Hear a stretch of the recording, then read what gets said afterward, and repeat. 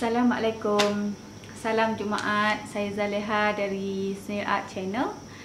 Sempena hari Jumaat, hari ini saya ingin berkongsi sedikit tentang agama. Walaupun saya bukan ustazah, tapi topik kali ini adalah berkait rapat dengan tentang keuangan ataupun jalan menuju kebebasan keuangan.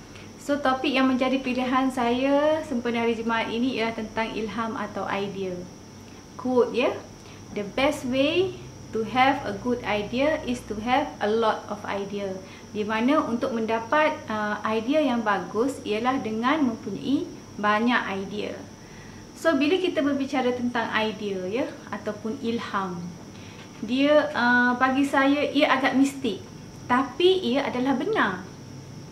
Bila kita katalah saya kan, bila saya awal dulu tentang saya ada masalah hutang. So saya mulakan dengan cara untuk membayar hutang. Saya belajar, saya membaca, saya tengok YouTube bagaimana urus wang, saya pergi coach, saya pergi belajar kelas ya. Jadi benda tu akan mendorong saya untuk lebih bila kita mula, so idea tu akan datang. Kita akan melangkah satu tapak lagi ke hadapan. So langkah kedua, bila saya kerja, saya dah settle sedikit sebahagian hutang saya yang keliling pinggang tu. So saya settle sebahagian sahaja, saya balik. Dan saya kerja di sini ya. Tapi kerana kita dah mula urus wang tu secara sedikit lah ya, kita improve sedikit cara urus wang tu.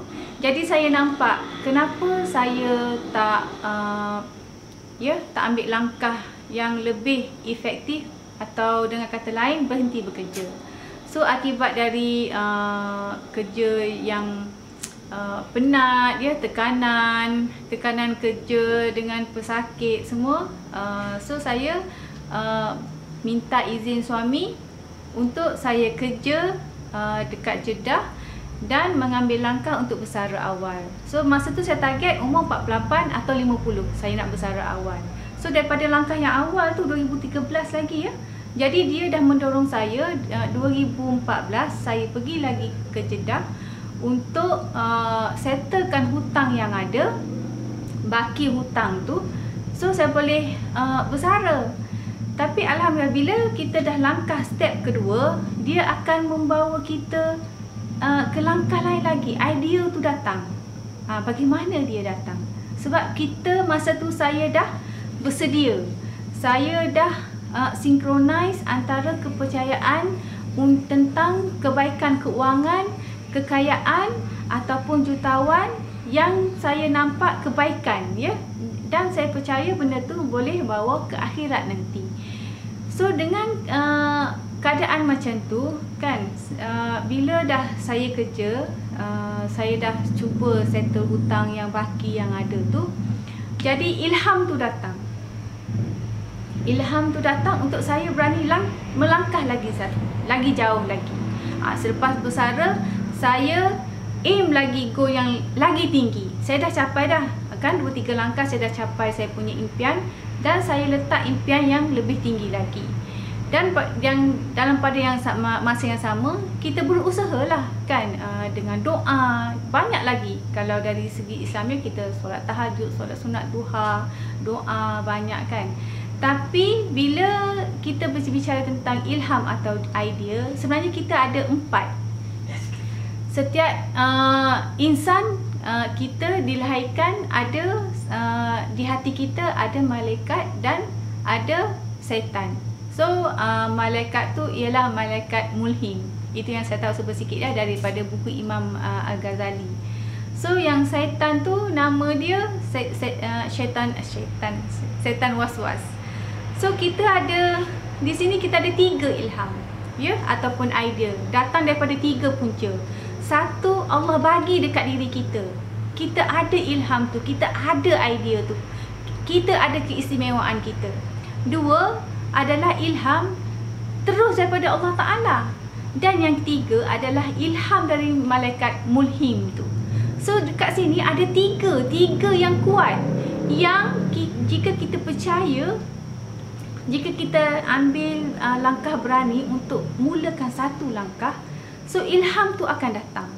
So bagaimana kita nak praktis?